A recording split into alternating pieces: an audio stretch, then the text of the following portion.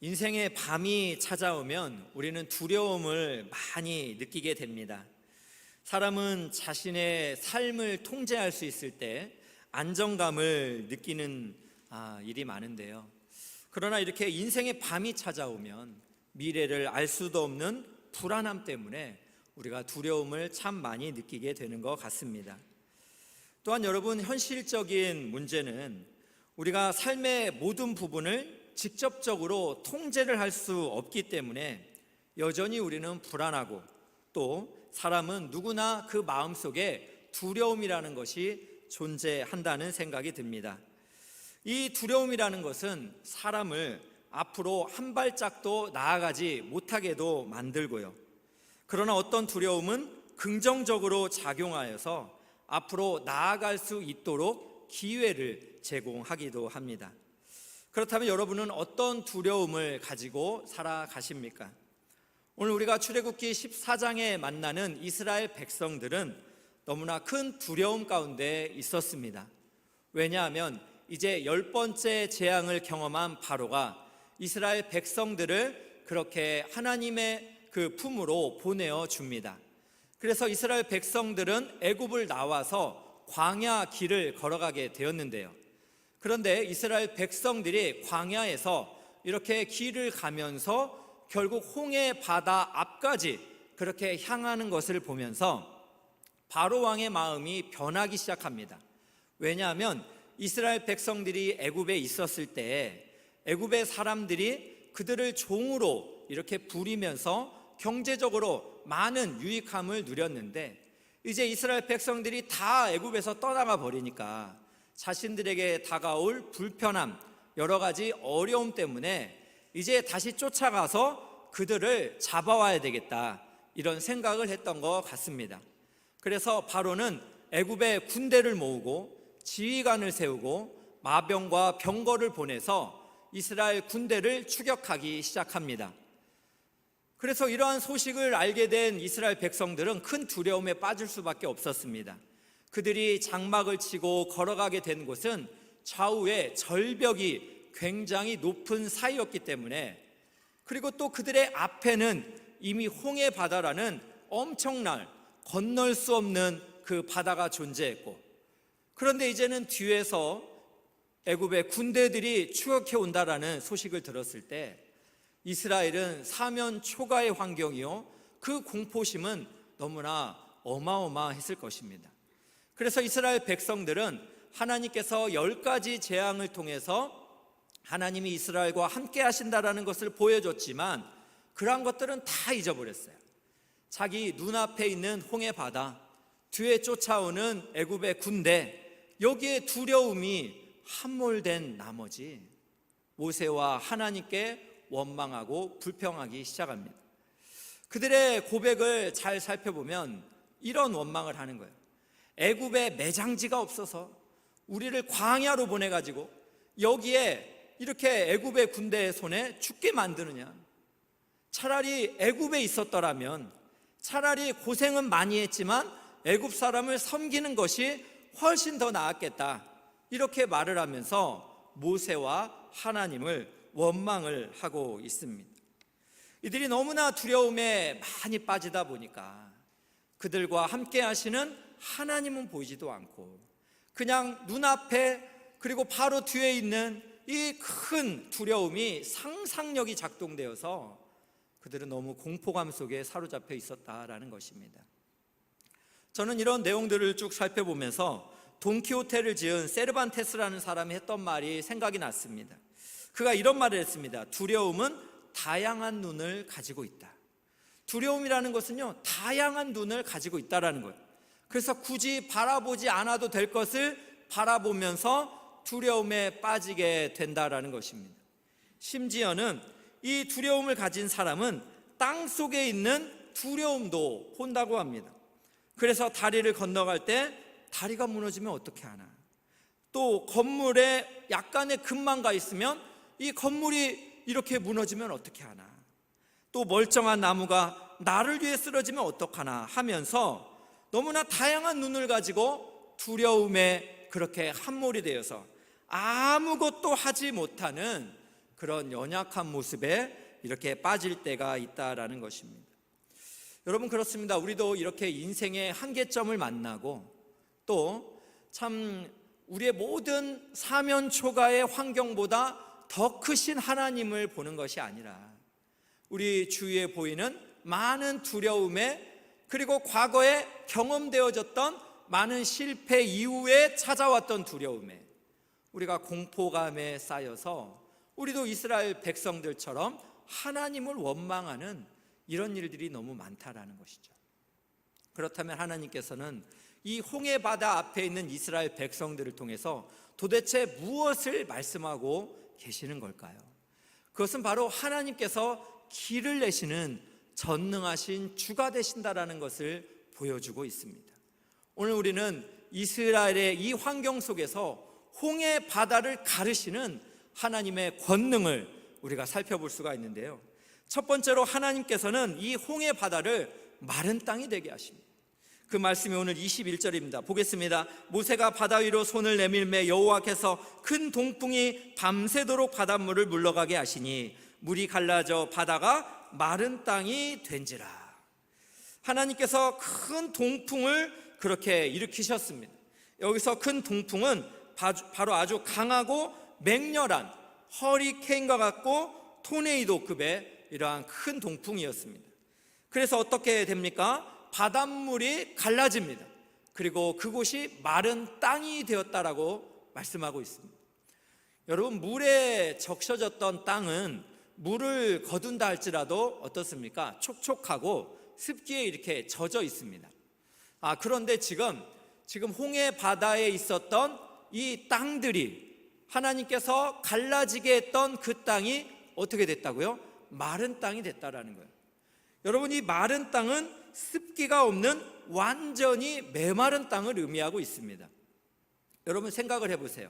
만약에 이 홍해 바다에 갈라진 땅이 매우 그렇게 척척하고 또 이스라엘 군대가 건너가기 어려운 환경이라면 이 길은 그들에게 굉장히 쉬운 길은 아니었으리라는 생각이 듭니다. 그리고 여러분, 생각을 해본다면 당시에 출애굽에 나올 때에 장정들만 60만 명이었대요. 그러니까 그의 여자들과 그리고 아이들과 노인들까지 하면 적어도 200만 명이 넘는 사람들이 출애굽을 한 거예요. 그러면 200만 명이 되는 이스라엘 백성들이 밤새도록 그 홍해 바다 사이를 건너가려면 여러분, 그 폭은 어느 정도 돼야 될 거라 생각합니까? 적어도 3km 정도의 폭은 되어야, 그래야 그들이 몇 시간 안에 이 홍해 바다를 건너갈 수 있다라고 이야기를 합니다. 그렇다면 여러분, 이 땅이 질퍽거리고 또 환경이 좋지 않다면 이것은 너무나 쉽지 않았을 거라 생각합니다. 그런데 우리 하나님께서는 권능의 능력으로 홍해 바다의 이 땅들을 마른 땅으로, 튼튼하고 안전한 땅으로 그렇게 새롭게 하셨다라는 말씀입니다. 여러분, 그렇습니다. 하나님께서는 길을 내시는 하나님이십니다. 하나님께서 우리 인생길에 길을 내실 때는 아무리 절망적인 길이라 할지라도 우리가 건너갈 수 있는 튼튼하고 안전한 길로 그렇게 열어주실 줄로 믿으시기를 주님의 이름으로 축복합니다. 또 여러분, 두 번째를 살펴보면 하나님께서는 이 바닷물이 좌우에 벽이 되게 하셨습니다. 오늘 말씀 22절 보겠습니다. 이스라엘 자손이 바다 가운데를 육지로 걸어가고 물은 그들의 좌우에 벽이 되니라고 말하고 있습니다. 여러분, 여기서 사용된 벽이라는 히브리어는 호마라는 단어입니다. 이 단어는 어떤 동네의 담과 같은 작은 벽이 아닙니다. 큰 도시의 성벽과 같은 거대한 벽을 나타내고 있습니다. 그러므로 이스라엘 백성들이 건넜던 홍해 바다는 얕은 바다가 아니에요. 그 바다는 굉장히 깊은 바다였고 그들의 좌우에 세워진 그 물들은 좌우에 거대한 도시의 성벽과 같이 굉장히 큰 벽이 되었다라는 것입니다. 여러분, 이것을 살펴보면서 하나님의 권능의 손이 보이십니까?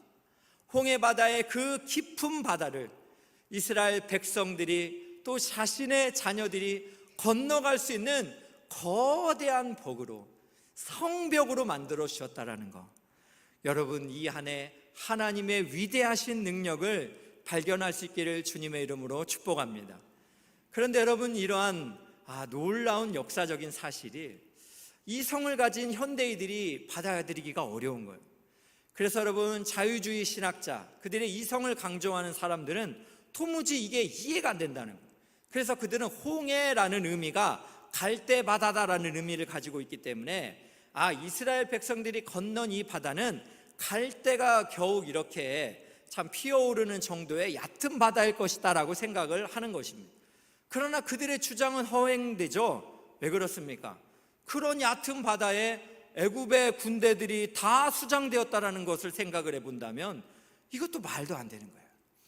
여러분, 끊임없이 이 성을 가진 사람들은 성경의 이 기적을 보면서 그들이 참 이 성의 범주를 초월하기 때문에 믿지 않는 경우가 많이 있습니다. 그러나 여러분, 우리는 무엇을 믿고 사는 사람들입니까? 하나님의 말씀을 믿을 때 가장 안전한 줄로 믿으시기를 축복합니다. 여러분, 참 비행기를 조종하는 이 조종사를 생각을 해보세요. 이들이 바다 위를 비행을 할 때 때로는 착각이 온다는 거잖아요. 지금 비행기가 제대로 가고 있는지 뒤집어져 있는지 헷갈린대요. 하늘과 바다가 다 푸르르기 때문에 자기의 이성으로 봤을 때는 지금 뒤집어졌는지 제대로 가고 있는지 정말 분간이 안 된답니다.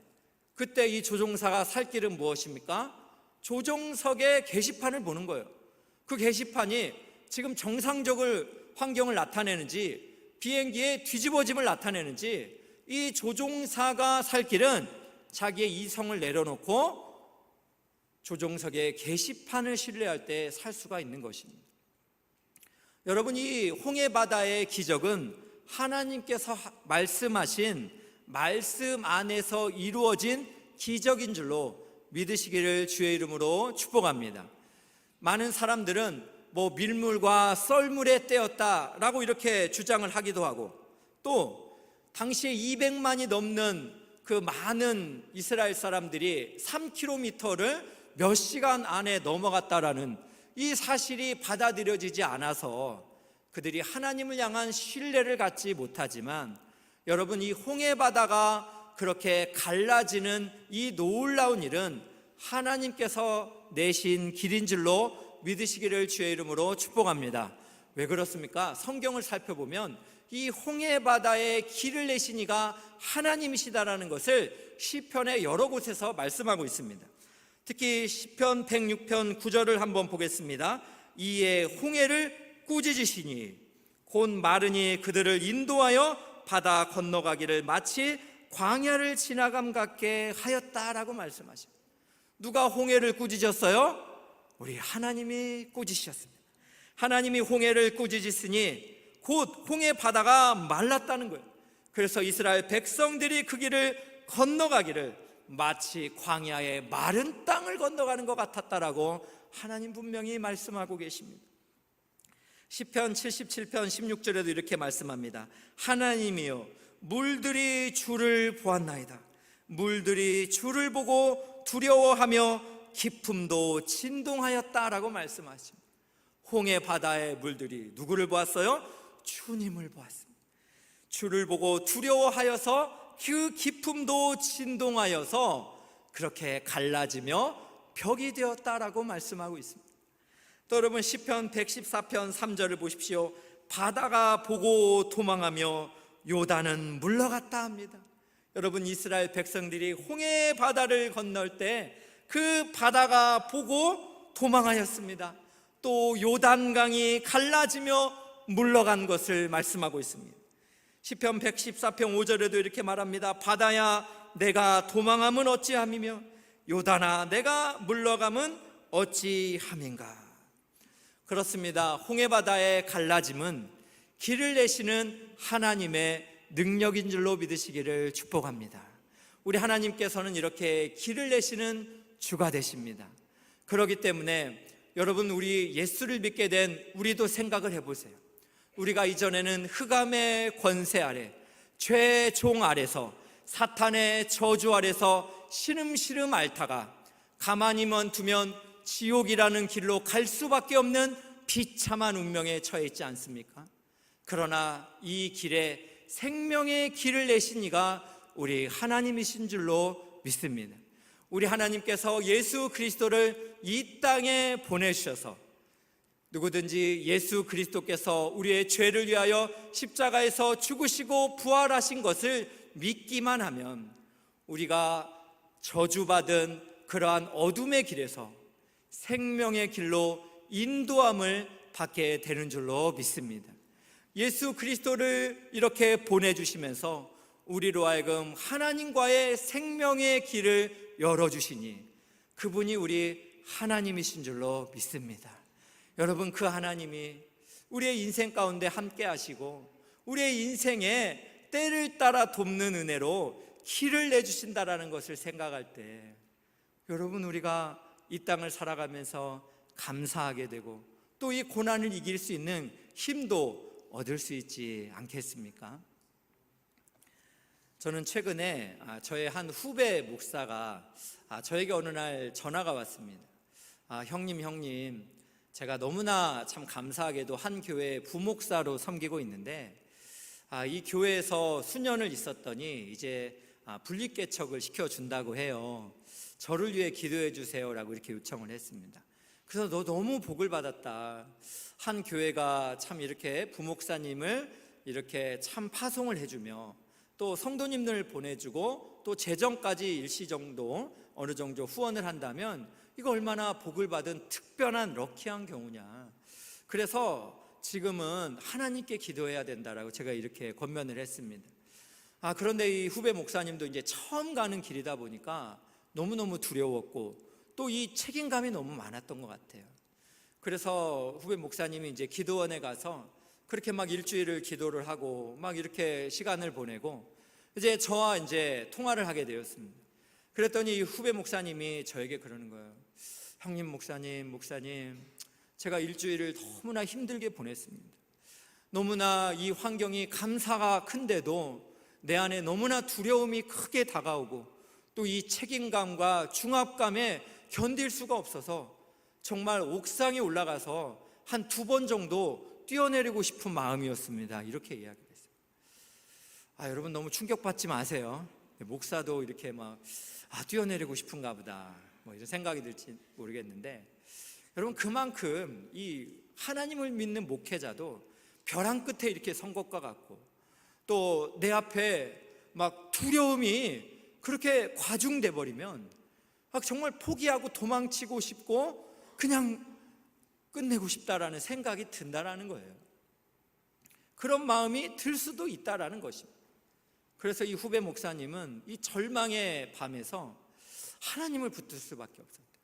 그래서 자신의 한계를 인정하고 하나님 앞에 그렇게 슬피 울면서 간절히 그 일주일의 시간을 보냈더니 그런데 또 너무너무 감사하게도 바로 최근에 하나님께서 정말 기도에 응답을 해주셔서 한 그 지인을 통해서 어느 대학교를 소개받게 됐고 한 교실을 이렇게 예배 처소로 그렇게 시작을 할 수 있게 되었다라는 이야기를 해줬습니다. 저는 이 이야기를 들으면서 또 참 너무나 감사가 되더라고요. 그렇구나, 우리 하나님께서는 길을 내시는 하나님이시구나. 우리가 끝이라고 생각하고 절망이라고 생각할 때 우리 하나님이 이렇게 또 길을 내셨구나라는 생각이 들어서 얼마나 감사했는지 모릅니다. 또한 여러분, 요즘 제가 참 읽고 있는 책이 있습니다. 책 제목이 뭐냐면 틈이 파시는 하나님이라는 제목이에요. 틈이 파다라는 이 단어가 너무 여러분 생소하죠. 이 단어는 무슨 의미냐면 침범하여 들어오다라는 의미를 가지고 있어요.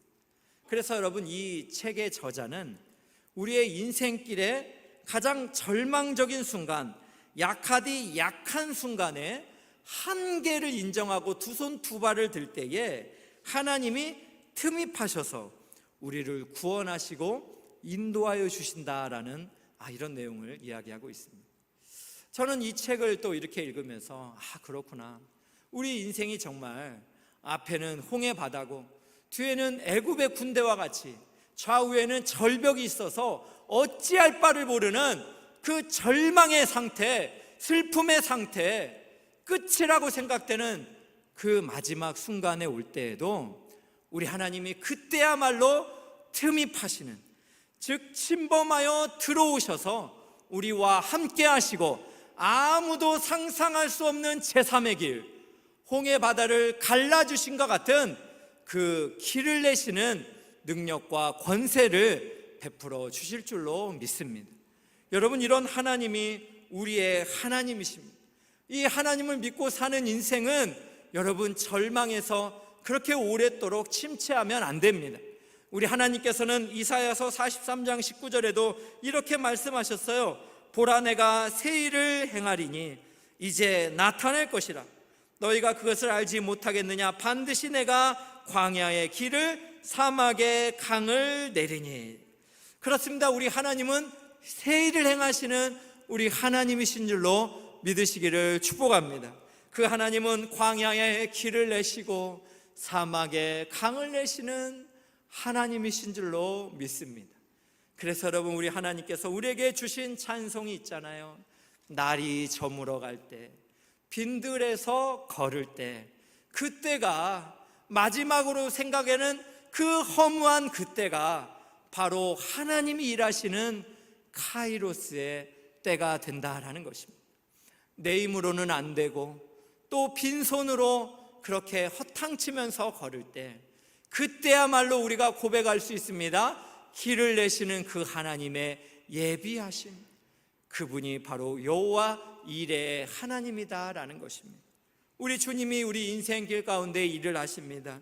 우리 주님께서 아끼지 않고 신뢰하는 모든 자들에게 함께 하시고 틈이 파십니다.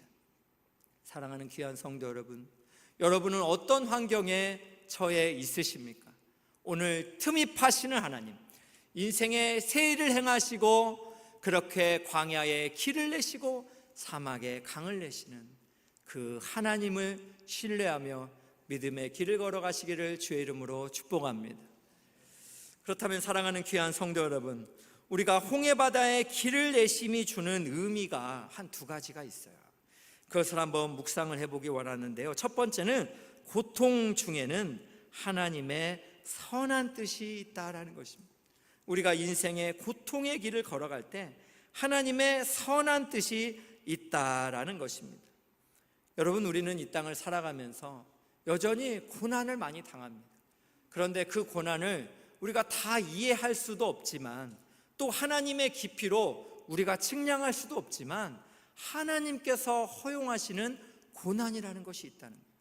지금 이스라엘 백성들이 홍해 앞으로 이렇게 쫓겨간 것은 과연 이들이 광야 인생길 가운데 왜 이 길을 갔던 것일까? 출애굽기 13장 17, 18절은 분명히 말합니다. 바로가 백성을 보낸 후에 브레셋 사람의 땅의 길은 가까울지라도 하나님이 그들을 그 길로 인도하지 아니하셨으니 이는 하나님이 말씀하시기를 이 백성이 전쟁을 하게 되면 마음을 돌이켜 애굽으로 돌아갈까 하셨습니다. 그러므로 하나님이 홍해의 광야길로 돌려 백성을 인도하시매라고 말씀하고 있습니다. 무엇입니까? 하나님께서 이스라엘 백성들을 보내셨는데, 이스라엘 백성들이 애굽을 나와서 가나안 땅을 올라갈 때는 지중해 땅을 올라가면 굉장히 가까운 길입니다. 그런데 그곳에는 블레셋의 군사들과 또 이렇게 진지들이 있는 것이에요. 그렇다면 이스라엘 백성들은 전쟁에 능하지도 않는데 전쟁을 참여하게 되면 그들이 마음이 변하여서 애굽으로 돌아갈 것을 하나님이 아셨다라는 것이에요. 그래서 하나님께서는 그 가까운 길을 향하지 않고 오히려 더 깊은 곳, 홍해 바다를 향해서 나아가게 하셨다라는 것입니다. 그래서 그 홍해 바다가 있는 광야길을 통해서 하나님이 궁극적으로 너희와 함께하는 여호와 하나님, 홍해 바다의 길을 내시는 능력의 주님을 경험시키고자 하는 하나님의 계획하심이 있었다라는 것입니다. 여러분, 이것을 묵상을 해보면 우리 인생길도 그래요. 우리가 살면서 왜 하나님 우리가 이런 고난을 겪어야 되는 것입니까? 왜 우리가 아픔을 느껴야 되고 왜 우리가 밤낮 잠을 못 자야 되는 것입니까? 하나님이 이해가 되지 않아서 우리도 원망과 불평이 나올 때도 너무 많고 나도 좀 쉬고 싶습니다라고 하나님께 고백하고 싶은 순간들도 얼마나 많습니다. 그러나 사랑하는 귀한 성도 여러분, 하나님이 허용하시는 고난 가운데서는 우리와 함께 하십니다. 끝이라고 생각될 때에 길을 내시는 전능하신 하나님을 경험하시기를 원하시는 고난이 있다는 것을 믿으시기를 주의 이름으로 축복합니다. 그래서 여러분, 이스라엘의 광야 40년을 생각해 보세요. 그들이 그 40년을 보내면서 목이 마를 때는 하나님이 물을 주셨습니다. 그들이 광야 가운데 먹을 것이 없을 때는 만나를 제공하시면서 이스라엘의 인생길에 하나님께서 때를 따라 길을 여시며 그들에게 복을 내려주셨어요. 여러분, 이스라엘의 이 40년의 광야 생활을 신명기 8장에 이렇게 함축해서 말합니다. 신명기 8장 16절입니다. 내 조상들도 알지 못하던 만나를 광야에서 내게 먹이셨나니 이는 다 너를 낮추시며 너를 시험하사 마침내 내게 복을 주려 하심이었더라. 이스라엘 백성들의 40년의 광야길 가운데 그들이 한계를 느끼고 고난의 깊은 골짜기에서 그렇게 시름시름 할 때에 하나님의 계획하심이 있다라는 거예요. 무엇입니까? 너를 낮추시고 또 너를 겸손케 하시사 마침내 복을 주기 위함이었다라는 거예요. 마침내 길을 내시는 하나님을 발견하게 하시고 마침내 길을 내시면서 너에게 복을 주셨다라고 이렇게 말씀을 하고 있습니다. 여러분, 저는 이 말씀을 묵상하는데 우리 이찬수 목사님께서 목회에 대해서 이전에 부목사 시절에 했던 이야기를 생각이 났습니다. 목사님이 이런 말씀들을 많이 하셨어요.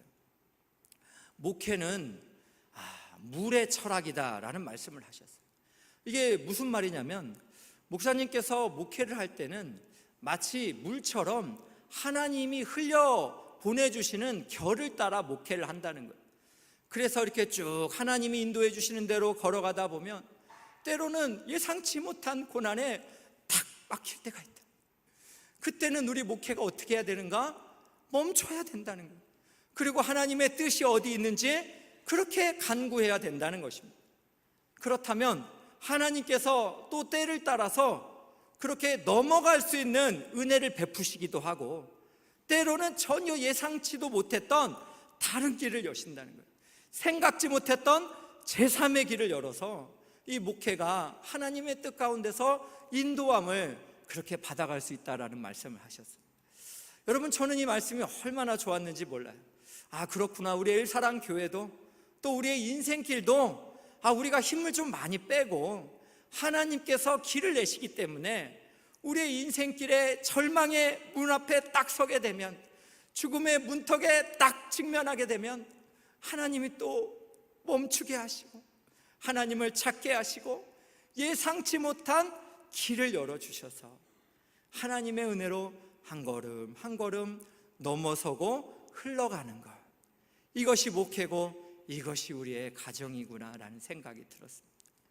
사랑하는 귀한 성도 여러분, 여러분들의 지금 삶은 어떻습니까? 때로는 원하는 대로 되지 않아서 마음이 아프고 힘드신 분들이 혹시 있으세요? 그러나 하나님께서는 홍해 바다에도 길을 내시는 주님이십니다.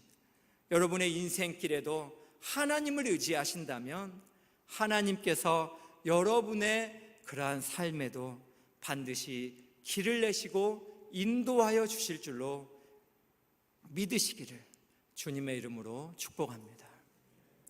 또한 여러분, 두 번째로 홍해바다에 길을 내심이 주는 의미가 있습니다. 그것은 하나님의 나라를 소망하라는 것입니다. 하나님의 나라를 소망하며 살라는 것. 여러분, 사도 바울은 이 홍해 사건을 세례와 연관을 시켰습니다. 이스라엘 백성의 이 홍해 바다를 건넌 이 사건을 세례와 연관을 시켰어요. 그래서 여러분, 고린도전서 10장을 보면 이렇게 말씀합니다. 형제들아, 나는 너희가 알지 못하기를 원하지 아니하노니 우리 조상들이 다 구름 아래에 있고 바다 가운데로 지나며, 이게 무엇입니까? 홍해 바다를 그들의 이스라엘 백성들이 건넌 걸 이야기하는 거예요. 우리 조상들이 다 구름 아래에 있고 바다 가운데로 지나며, 2절에서는 모세의 이름이 그대로 나오잖아요. 모세에게 속하여 다 구름과 바다에서 세례를 받고. 여러분, 이 말씀에서 우리가 뭘 생각할 수 있어요? 이스라엘 백성의 홍해 바다를 그렇게 마른 땅을 건넌 것은 신약 시대의 세례를 나타내고 있구나라는 것을 우리가 연상할 수가 있습니다. 그렇다면 여러분, 이게 어떤 공통점과 의미를 가지고 있나, 이것에 대해서 고신대학교 한정건 교수님이 한 3가지 정도를 이야기했습니다. 그 첫 번째는 뭐냐면, 옛 영역에서 새 영역으로 완전히 옮겨졌다라는 거예요. 이스라엘 백성들이 옛 영역 애굽에서 살고 있다가 이제는 홍해 바다를 건너서 새로운 영역, 새로운 땅에 거하게 됐다는 것입니다. 그런데 여러분, 생각을 해보세요. 이 홍해 바다는 바다입니다. 인간의 힘으로 건너갈 수 없는 길이에요. 그렇기 때문에 홍해 바다를 하나님의 능력으로 건넌 새 영역의 사람들은 이제 다시 옛 영역으로 돌아갈 수가 없는 거예요. 이제는 옛 영역, 옛 습관, 옛 관습을 따라서 옛 사람의 모습으로 살 수 없는 새 사람의 모습으로 살아가는 존재가 되었다는 것입니다. 또 두 번째는 어떤 관계가 있습니까? 신분에 있어서 완전한 새 출발을 하게 됐다는 거예요. 이스라엘 백성들이 애굽에서는 어떤 존재였습니까? 애굽 나라의 종에 불과했습니다. 그러나 하나님의 은혜로 홍해를 건너면서는 언약의 땅, 하나님이 약속하신 가나안 땅의 새로운 신분으로, 그렇게 하나님의 백성으로 살아갈 수 있는 길이 열렸다라는 거예요.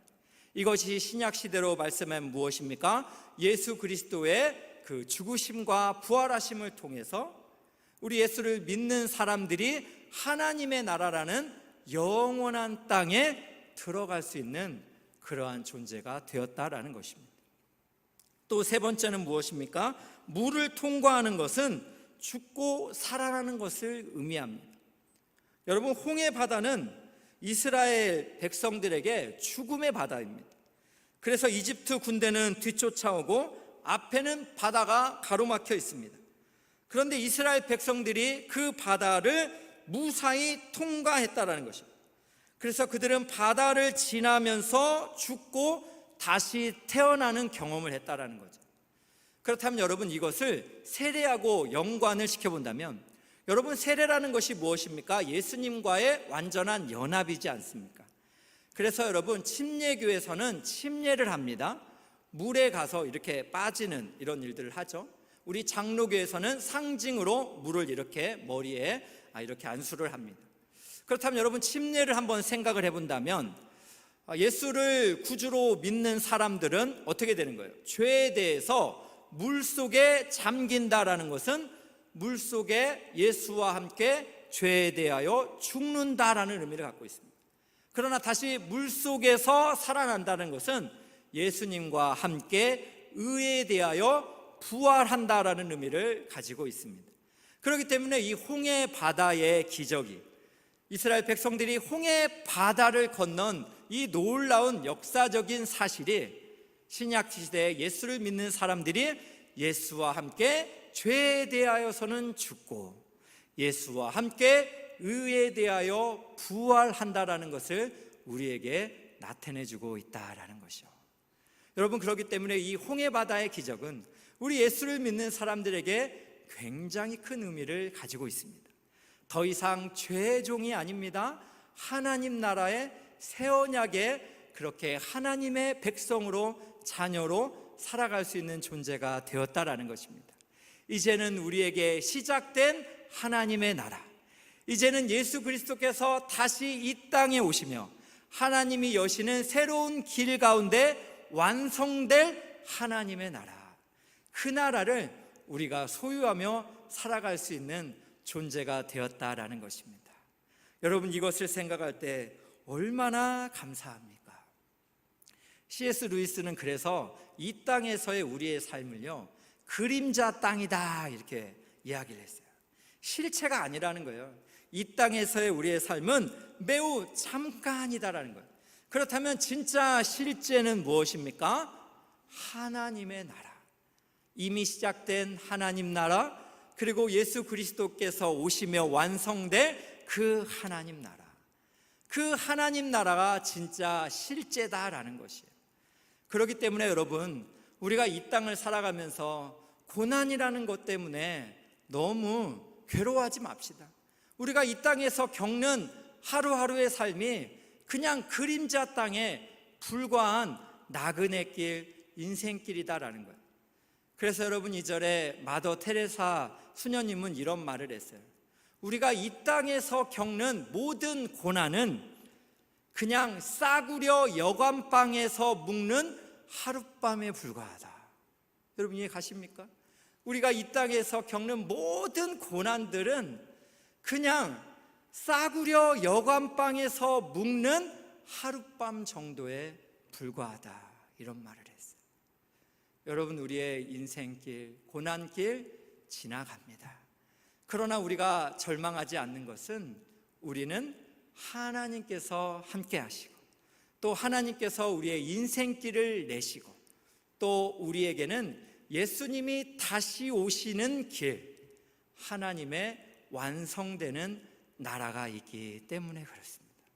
그러므로 사랑하는 귀한 성도 여러분, 그림자 같고 또 여관방에서의 하룻밤 같은 이 고난의 길에 우리 너무 좌절하지 말기를 소망합니다. 이사야서 41장 10절에 이렇게 말씀했습니다. 두려워 말라, 내가 너와 함께함이라. 놀라지 말라, 나는 내 하나님이 됨이라. 내가 너를 굳세게 하리라. 참으로 너를 도와주리라.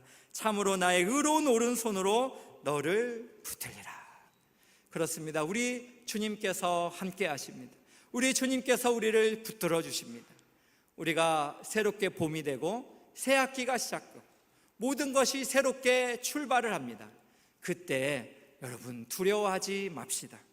우리와 함께 하시는 주님을 의뢰하고 적군을 향해 달리며 내 하나님을 의지하고 담을 뛰어넘으시는 여러분 모두가 되시기를 주님의 이름으로 축복합니다.